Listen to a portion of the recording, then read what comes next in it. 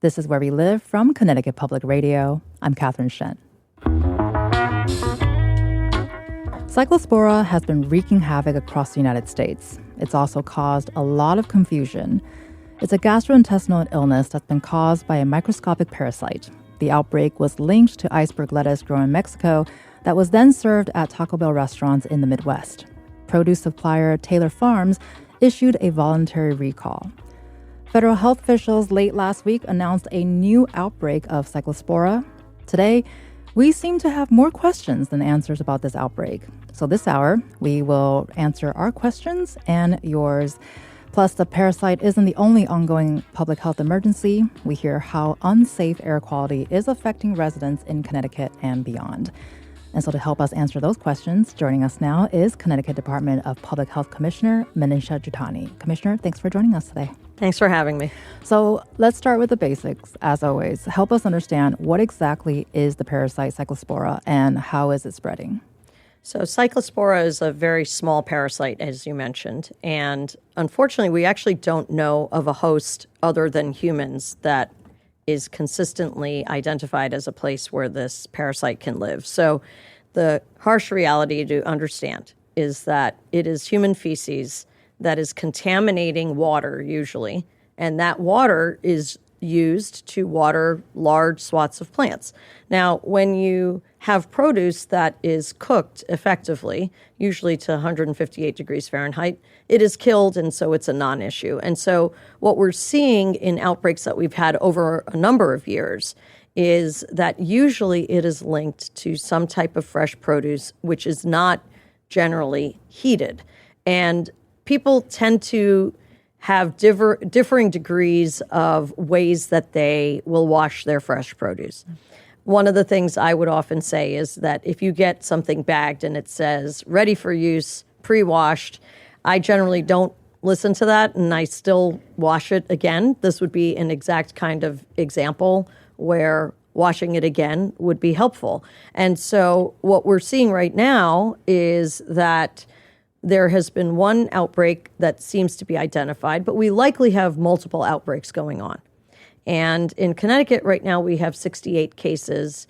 This is a reportable disease to the health department. So what that means is if there's a case, a provider is supposed to report that case to us. That is how we track what is sort of the usual number of cases that we have that might be linked to either international travel or here, people who are getting it domestically. And this time last year, we had 26 cases. So 68 is more than what would have been sort of the usual cadence of cyclospora in Connecticut. And so we are continuing to do our contact tracing, investigation, questions, all the things that public health does on a regular basis to help identify sources. And to date, we don't have something else that we can specifically point to. But what we do know is we are trying to remind people to just wash their fresh produce well before consuming it, especially those that are not going to be cooked. And so it seems like it's been really difficult to nail down the exact source in terms of where the outbreak really came from. And so we'll be talking about that throughout the hour today. But how is it diagnosed? Are there clear symptoms, obvious symptoms? So it is confusing for a lot of people because, I think one of the things that's gotten a lot of media attention and certainly captured the hearts and minds of many people is this term explosive diarrhea. And certainly diarrhea is a hallmark of this disease, but it is a hallmark of many diseases. Generally speaking, it is something that can be prolonged over several days, can wax and wane. So if people don't go to medical attention, they might not get the specific test looking for it, and they might not get antibiotics, which can cure it, which is, again, the good news. So I think that generally people feel fatigued, they feel dehydrated, they have diarrhea, they may have abdominal cramping. Again, that can be any number of things, but I would say, particularly if it's lasting more than a few days, I would seek medical attention because, first of all, you want to make sure you don't get too dehydrated. And this is definitely a pathogen that can be treated with antibiotics. So if you get the right test, because you do need to have a very specific test for cyclospora that is done to detect it, and then you could be eligible for antibiotics. So kind of have a multifold question here. What do we know about the cyclospora cases here in Connecticut, and how might people have contracted it? Because as you mentioned earlier, there's a lot of media attention on various points with this particular case. And we should be clear that there are no reports of cyclospora cases from Taco Bell restaurants here in Connecticut.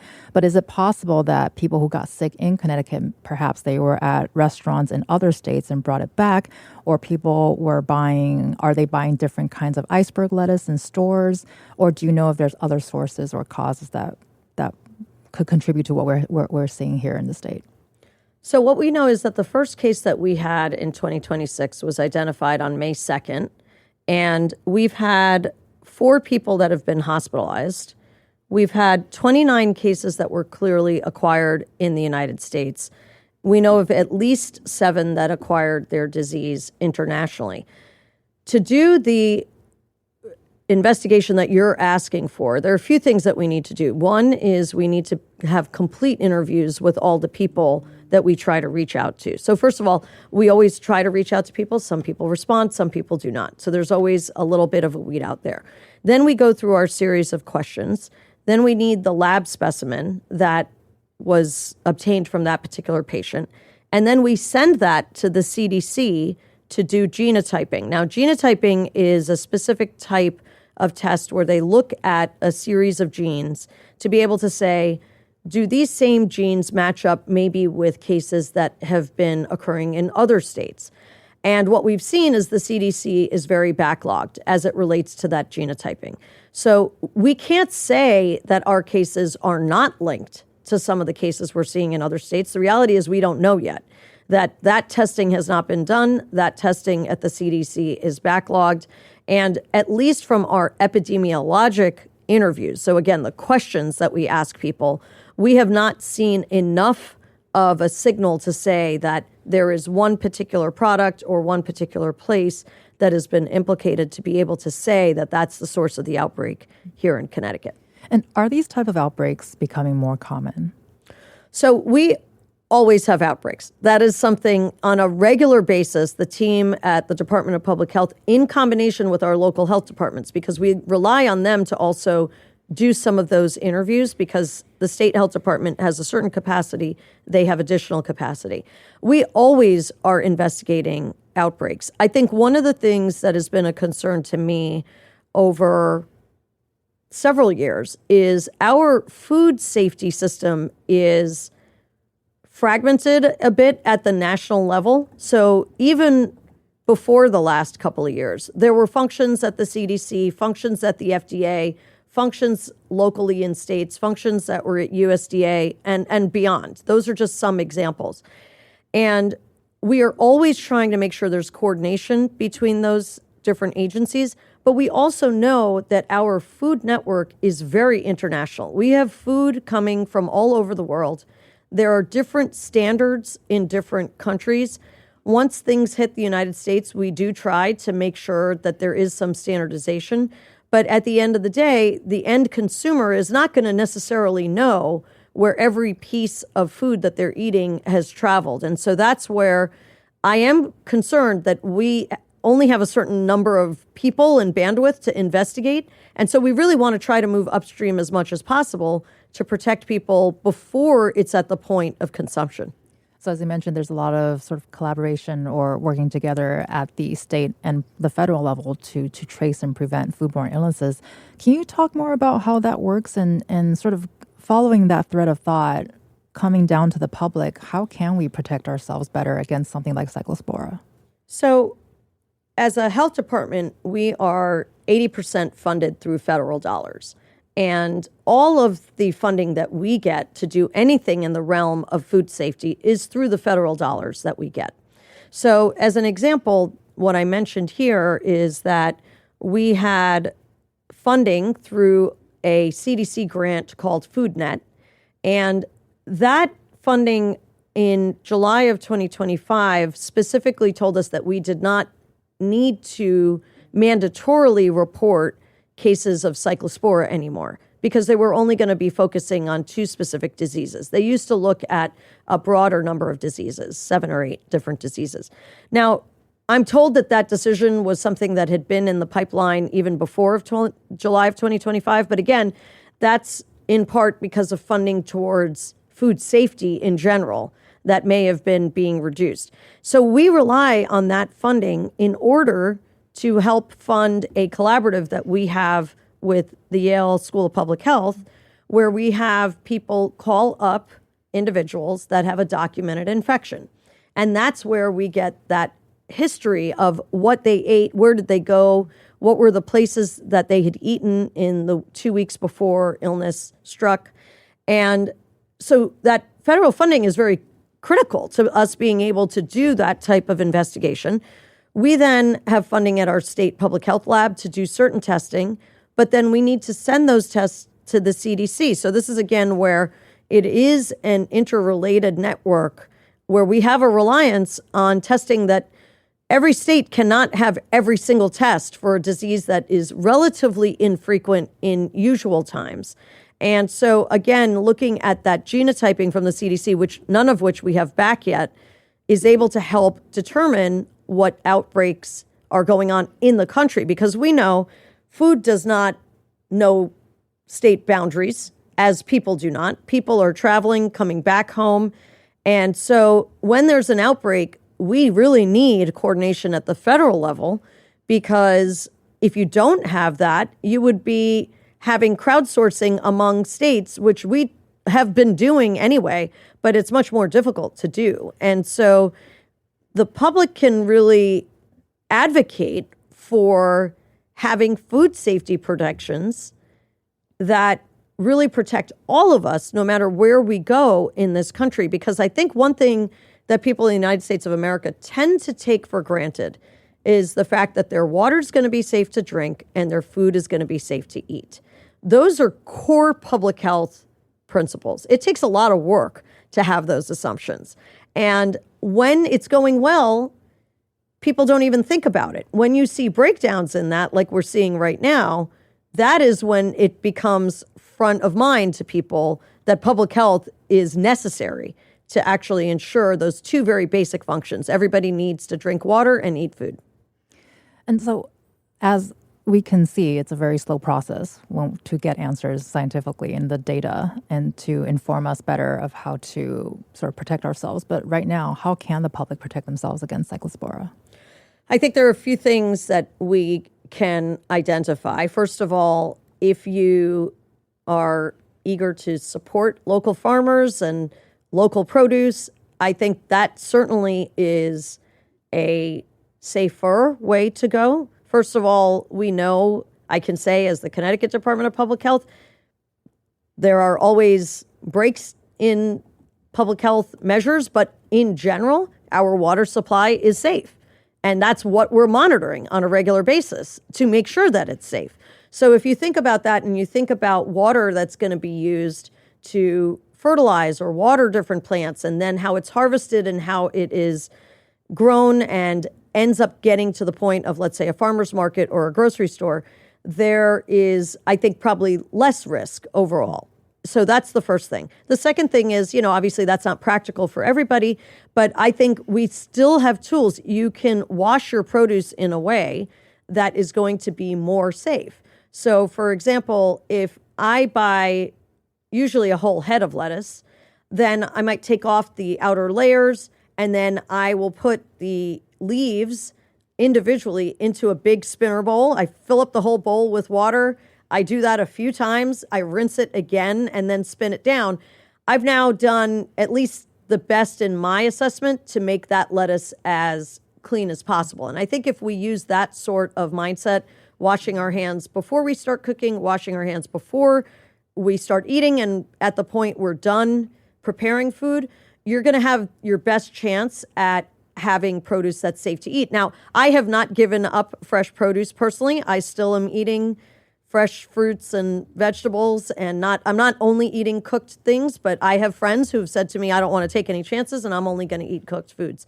And so certainly that's another way that you can go, but that's at least the approach that I've taken. And I think this is a very individual decision too. And I think if you need to really think about your hydration status, if you're on a diuretic, if you are immunocompromised, you want to be thinking more clearly about what it would mean to get diarrhea and how that would impact your life. So I do think it is a personal decision at the end of the day. Well, I want to jump to a different angle from the public health perspective. Joining us now is Scott Dolch, who is the president and CEO of the Connecticut Restaurant and Hospitality Association. Thanks for being here, Scott. Thanks, Catherine, for having me. And also joining us is Indu Upadhyaya. She is the Associate Extension Professor of Poultry Science and Food Safety at the University of Connecticut. Indu, appreciate your time as well. Thank you so much for having me. And so, Scott, I want to start with you here. You've been listening to what Commissioner Juthani has to say about what's been happening. Tell us what you're hearing from the restaurants that you work with. Well, I think first and foremost, I wanted to thank the commissioner for being here, but obviously her team, what they do when things like this happen. I think she brought up, a couple really good points just about how fortunate we are with how we source food in the United States. And obviously, when this happened in the Midwest and obviously representing Connecticut, I have many colleagues. I'm on the National Restaurant Association board. We knew right away, obviously in Michigan with the Taco Bell and Taylor Farms, and talking with our distributors and talking with our restaurants. That was the first thing. It's about communication, knowing what's happening and how they can be protected, but understanding that restaurants across the country, but especially here in Connecticut, are some of the most regulated businesses that you have. And you talked about food safety and sanitation. Everyone that really works in the back of a restaurant has to go through those standards, and they're making sure all the time that they're cleaning the produce, they're washing their hands before, they're washing their hands after, and that's should make you feel really good. And also from my side, what I saw with this, and we're continuing to see as we've seen what has happened with that central Mexico region, as I've talked to some of the suppliers, obviously supporting our local farms. Continue to do that, support our local restaurants that support those local farms. You should feel really good about that, but also know how quickly with technology now, with that central Mexico region, it was pulled off. Like Taylor Farms stopped that entire region and pulled it off around the country almost in a matter of like 3 days. And how that is not now coming right now. And they've put it on hold. They've shelved it. Obviously could be coming from other areas, but they're able to track, the farm it came from, the box it went to as it gets here. And obviously, as I hear that with the technology side is really, really good to know that sourcing. You should feel really good that they can pivot very fast and have that opportunity to still provide quality products to our consumers. And I think that's our restaurants. People are making choices, but know that where we are in this potential this outbreak right now, that our restaurants are working diligently every day to protect their consumers. And you should feel really good, probably even more so as I have kids at home, about sanitation and food side that they are protecting you every day. Well, I wonder if in some ways we're doing extra work to protect ourselves. And from the restaurant standpoint, how are restaurants doing in the last couple of weeks? Are workers hearing more food safety concerns from the public?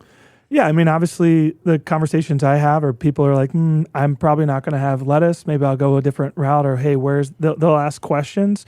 And obviously the communication side, the most amount of information we can give these owner operators and the staff to know, that we are doing everything we can, and they should feel really safe about the choices that they're making, because that's what we're seeing as well. Unfortunately, as I talk to colleagues in Michigan or Ohio, and you're seeing thousands of cases and the challenges that they were faced from day one, and still kind of the where people are. I think here in Connecticut, we should feel really good, and there's been some great stories. Our local farms have really stepped up. I think I've talked to a couple of farmers that they've planted even more on the lettuce world and cilantro and other things that this has maybe come from in the past, to be able to offer to our local restaurants, that you should feel good about that too. And as you walk in, don't be afraid to talk to the teams there in those restaurants, because they'll probably tell you exactly where almost all of their ingredients are sourced, and you should feel good that it's safe.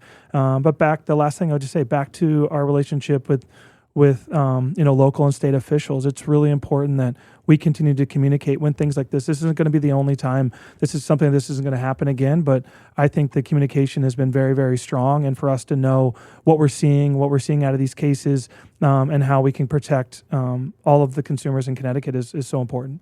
Well, and Indu, this certainly isn't the first time we've seen an outbreak of a foodborne illness, but this one is getting a lot of attention. Why do you think that is? I think this is because primarily, like Dr. Juthani has already mentioned, this is a difficult parasite to trace. We don't know where the actual outbreak took place from. It's difficult because the symptoms are very similar to other foodborne diseases. So you don't know exactly which one caused the watery diarrhea. People have weight loss, cramping, all of those could be related with any other foodborne illness. Number of confirmed cases, as it has already been mentioned, is very high when compared to the recent seasons. And there's often a delay between the exposure. It takes almost 1 to 2 weeks for people who have probably ingested that parasite to get sick. And so that has also caused a lot of lapse. Routine stool testing is always not carried out. And simply because it has a lot of unpleasant symptoms and the scale of prolonged illness is high, there's also difficulty of identifying a common food source. So all of these have led it to be more highlighted and hyped disease in this summer. I feel many cases are already being investigated, but only were recently confirmed. A lot of people have also become complacent, healthy looking food probably does not have any pathogens. If it's pre-washed, that probably means it's sterile, which is not the case. They also think refrigerating will probably kill every pathogen, but that's not the case. So many a times, there are also cases that a recalled product, they think if they wash that recalled product, it will make it safe. That's not the case. So people have to be educated.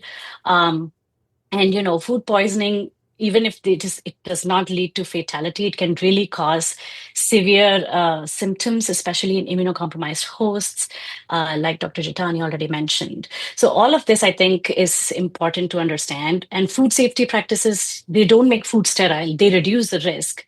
And so that's why it is important to have several protective steps rather than one single action. We talk about hurdle technology a lot in food safety. And I think that is very important here. And I think lack of that has happened in several stages, which has led to this outbreak getting the media attention that it is. Well, and based on what you're saying, just building around it a little bit more, do you think we do need more education around food safety, good hygiene practices, and also, what do you want our listeners to know more about these illnesses and how to prevent it? Absolutely. I think I will do a shameless plug for UConn Extension food safety courses that we offer because, we do have a whole produce safety rule that we talk about, wherein they outline different practices, especially which is very relevant to this particular outbreak for fresh produce.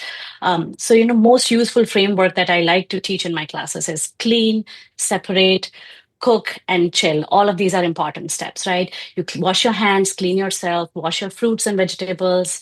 Like Dr. Juthani mentioned, if you have a produce with a different surface or rugged surface, then scrub it firm, remove the outer layer.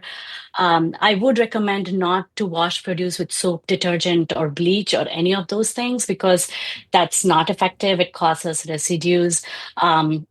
And it's only for food contact surfaces that you use bleach or soap detergent. And then make sure that you're separating out your fresh produce with raw meat or poultry or seafood and other things to avoid other foodborne pathogens to contaminate your food. Don't put the cooked food back into a plate that held fresh produce or raw food.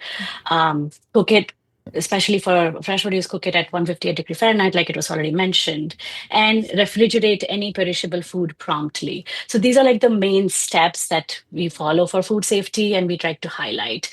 And also stay informed. This recall is everywhere, but also keep checking the CDC, FDA, USDA, or the Connecticut DPH recall and outbreak notices, because those are all important to stay on top of things and take the measures that you need to stay healthy. Well, Indu, before we end the segment, I do have a question coming from Sid on Facebook, and you answered a part of this, but we'd love to get more clarity and more emphasis. So Sid asks, what level of washing lettuce would be effective? Rinse with clean water, use fingers to rub each piece as you rinse it, or use an appropriate soap somehow? So can you give us a better idea of how do we stay safe by washing our produce? Sure. I think, as I already mentioned, soap is not that's not going to be super effective on food, especially direct food. But washing it thoroughly, like a spinner that Dr. Juthani mentioned, that's a pretty good way of removing, because it would dislodge any attached pathogen on fresh lettuce. So washing it thoroughly, washing it maybe 2 times with fresh water each time would be a good aspect. Again, washing is not a foolproof way of removing this parasite. I do want to highlight that, but it is, especially if it's already there. But it is still much more effective than not washing at all. So.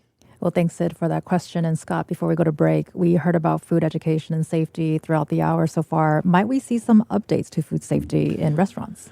Well, I think the good thing is the FDA food code continues to be updated and continue to be talked about exactly in an instance like this. And just so you know, in Connecticut, the new FDA food code was established a couple of years ago, and every single restaurant has to have someone with ServSafe, a food handler and also food manager training on site at all times. And we actually teach about 1,500 people through the association every year in the state. We continue to try to grow that and understand the listeners at home that if you're working inside of a restaurant, especially in the back of the kitchen, that test, it's about a 4 or 5 hour training. And then obviously you're taking a test that's certifying you. And that goes with all aspects, not just obviously this illness and this outbreak here, but, understanding how to the temperature of meat and cooking, but also how it should be stored and everything else, that making sure that when someone from the state public health is walking through that restaurant, the teams, it's not just one person, the owner knowing, it's so many more people that have those trainings now. And we're continuing to grow that. And you're seeing more and more restaurants add their entire staff into this conversation, into this training, because obviously it's making everybody safer, but also as Indu mentioned, at home as well, just making sure you're looking up and with technology today of how you should be storing things, how you should be cleaning and rinsing and washing and cooking is so important. But the last thing I would mention too, that the commissioner talked about is making sure if you are sick that you are okay to tell their doctor, but informing on information, because that information helps us track and know what's happening. Where you traveled to, what maybe you ate, where you ate. Obviously, that's so important. Where some people are like, oh, I went to the doctor, I'm fine, I don't want to follow back up. But that information can help others and know what maybe caused this and maybe help prevent it down the road as well. With us for the hour is Connecticut Department of Public Health Commissioner Manisha Juthani and Scott Dolch and Indu Upadhyaya will be staying with us. So if you have a question about the parasite infection or other foodborne illnesses, please give us a call and ask our experts those questions. Find us online at Where We Live, email us at wherewelive@ctpublic.org, or give us a call 888-720-9677. That's all coming up next on Where We Live. Stay with us.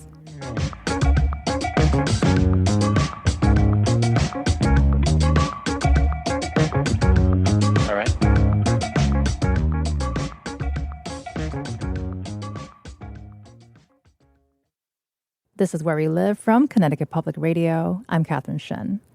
Remember that haze earlier this month? Did you see yellow skies?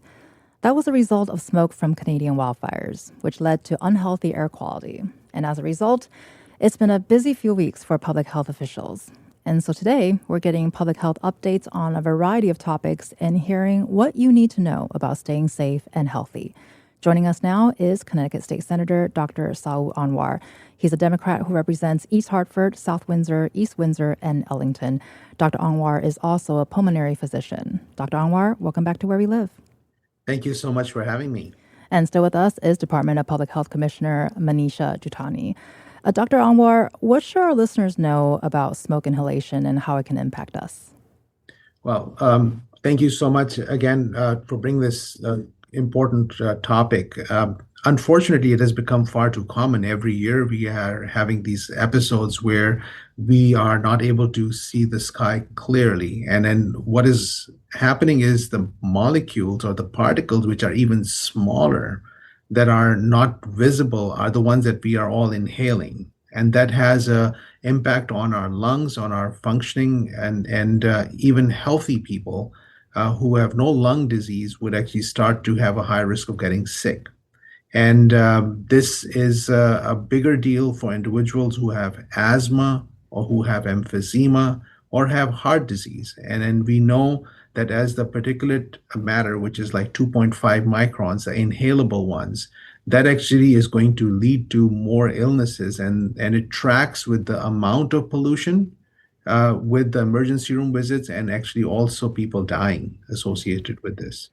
Well, Commissioner Juthani, according to the Canadian Climate Institute, the last 3 fire seasons have been among the 10 worst on record, and this has led to an unprecedented air quality conditions for millions of Americans that we've witnessed, particularly in the Northeast.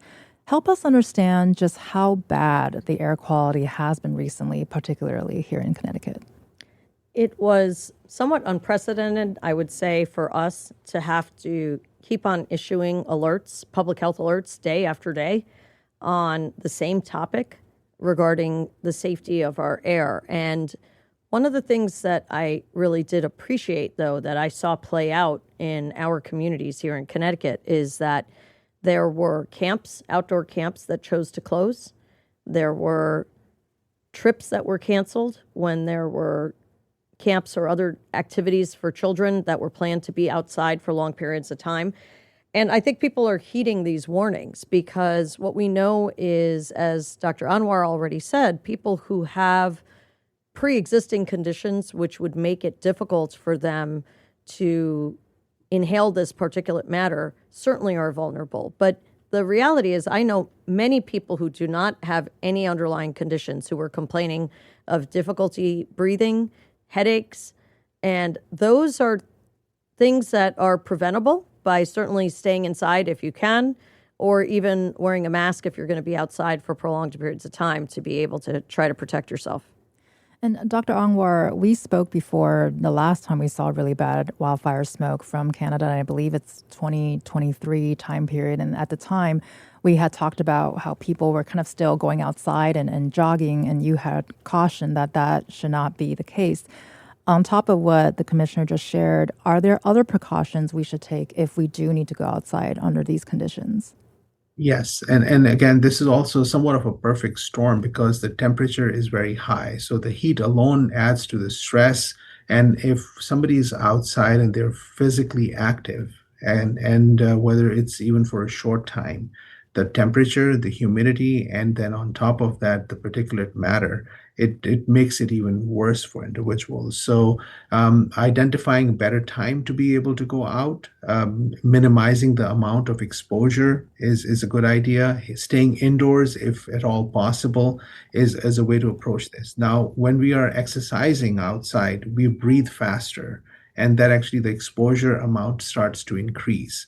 And that's why it's very relevant to actually try to see how we can minimize this and keep track of what is coming from the Department of Public Health, what are the concerns or alerts that are coming our way to be able to be better protective of ourselves in those situations. And are there any precautions we can take at home? In the home, having an air conditioning is always helpful because it does have a way of improving the indoor air temperature as well. Closing the windows at that time is important. Having the fan on the inside is going to be helpful as well. Those are some of the basic things. And then if you're going to be exercising, it's reasonable to do it in the indoor environment where you can control the temperature and control the air. So I'm going to give some background for a question for both of you here. So even without wildfire smoke, there have been ongoing issues with air quality here in Connecticut. So we're called the tailpipe of America because of out-of-state air pollution that arrives here due to wind, plus factory production and also local traffic. And ozone pollution is particularly bad in Fairfield County.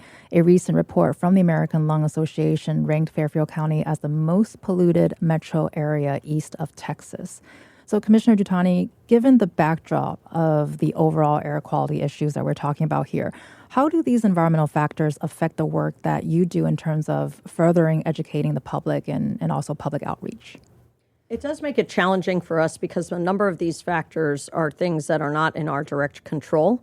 And even when the state has tried to take policy directions, again, there are no borders to air. And so as we're seeing with the Canadian wildfires, something that's happening very far away is having impacts on our air quality right here. We know that a number of our urban areas are right next to our big highways.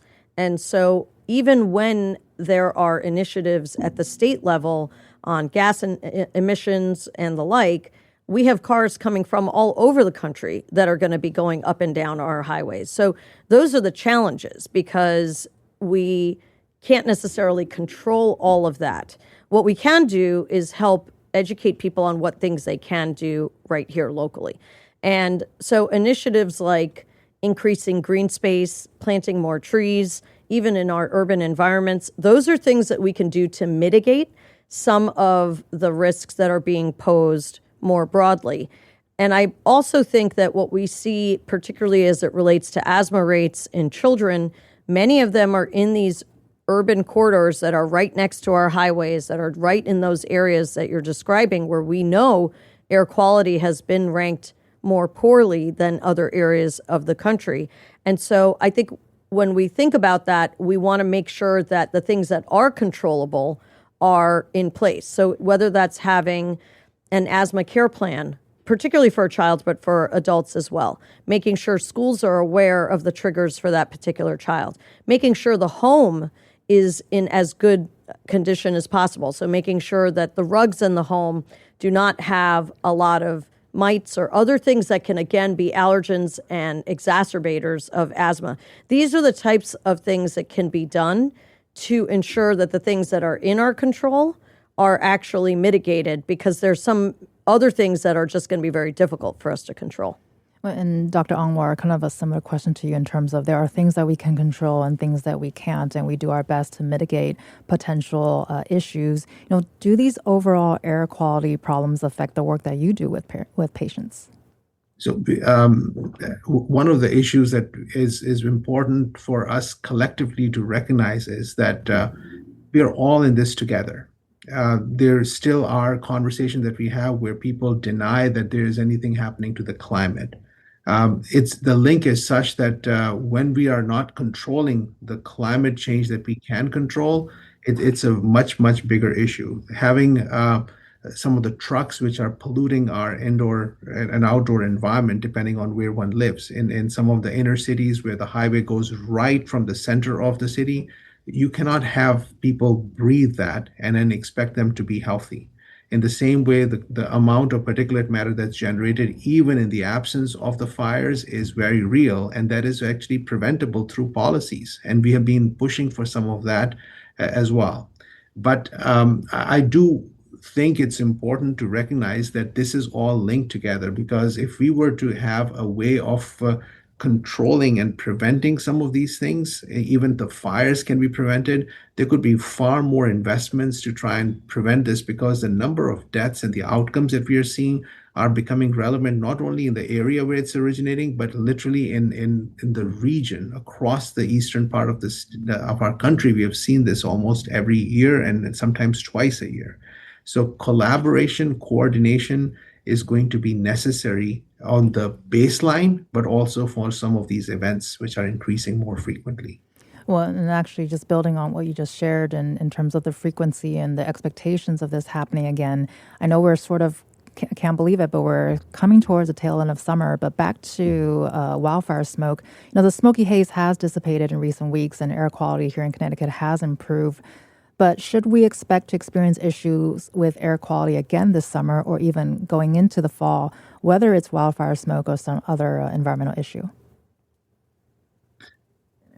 I think, again, our baseline numbers are very high to begin with, as you've alluded to as well. But I would just say that last year we had another episode where there was a drought in part of Canada and also in within the United States too. That increases the risk, and sometimes if we track some of these fires, they are human-made, but unfortunately also are from lightning strikes as well. So we have to be ready for this and post-drought if there's lightning strikes or a human result in a forest fire. We have to have rapid management strategies and also alerts that should come across the entire region, rather than to just wait for the haze to change. We can predict what's happening. Well, and Dr. Anwar, as people are taking care of themselves and wanting to know if it's safe to go out, where can people turn to see the current air quality index, and what range on that scale is cause for caution? So thankfully, that's pretty well. Even if you go literally to Google alone, you can get this, but Department of Public Health will give you insight right away. And again, the particulate matter, like 2.5 microns and lower, is what we start to be worried about, because that's going to be inhalable. And that does have an impact on our airways and lungs. So that those sites are going to give us an insight. And Commissioner Juthani, before we go to break, can you respond to what we heard from Dr. Anwar? So I agree with all of his suggestions. I think the other thing I would just say is, whether you have a weather app or you have some other place you go for weather, air quality is now pretty regularly listed there as well. And so I think there are people in areas of the country where poor air quality is standard. I know I have friends who have lived in California for years, and they look at the air quality every day. When you think about leaving home, do I need an umbrella? They think about, do I need an umbrella? Do I need a mask? And they just look at both as they're going out. I think, unfortunately, we saw in 2023 the series of days with poor air quality similar to what we're seeing now, but I think this is a little longer than what we had then. So to your question on what we can expect going forward, unfortunately, extreme weather, poor air quality, unknowns are becoming more of the norm. And I think we have to prepare ourselves the best we can with all the tools that we have in our armamentarium so that we can deal with those unpredictable situations to the best of our ability. And listeners, if you have a question for the commissioner, we do want to hear from you. Find us online at Where We Live. Email us at wherewelive@ctpublic.org or give us a call at 888-720-9677. We'll be continuing our conversation after a quick break. Stay with us.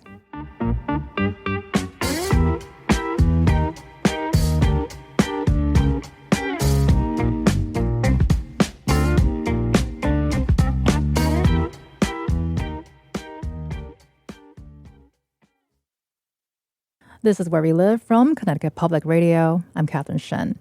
We'll be continuing our conversation talking about public health issues and receive some questions from listener Jeff. Jeff, you're calling in from Coventry. You're on the air.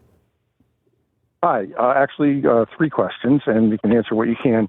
The first one is, with produce, would it be a good idea to rinse rather than just with water, maybe with white vinegar or with salt water? If that would be a help. The second one is, are there any food safety standards being used for local farms, local produce that we can get? And the third question is there a recommended app on our phone to use for air quality questions? Well, thank you so much, Jeff, for those questions. I think I'm going to give the first question about rinsing veggies with salt water or vinegar, if that is helpful, to Indu Upadhyaya, who's with the Poultry Science and Food Safety at University of Connecticut. Indu, what are your thoughts?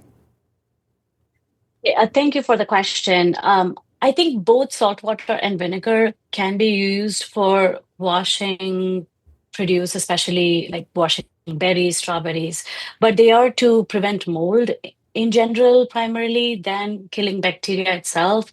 Salt water sort of would draw out some of the bugs and worms, but I wouldn't say it would be in this particular parasitic infection, it would be very helpful because it's primarily for mold. You can use that, but just washing itself would be an additional step that would help with this particular parasite.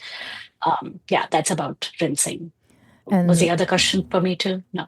I'm going to go with Scott Dolch, who's with the Connecticut Restaurant and Hospitality Association. Scott, so Jeff has a question about any food standards used on local produce. Yeah, so Jeff, great question. Obviously, with our local farms, they follow, they work with the Department of Public Health every day to make sure what they're using on their products is obviously safe for you. But also when they package it and they get it to the restaurants, don't forget that it's coming out.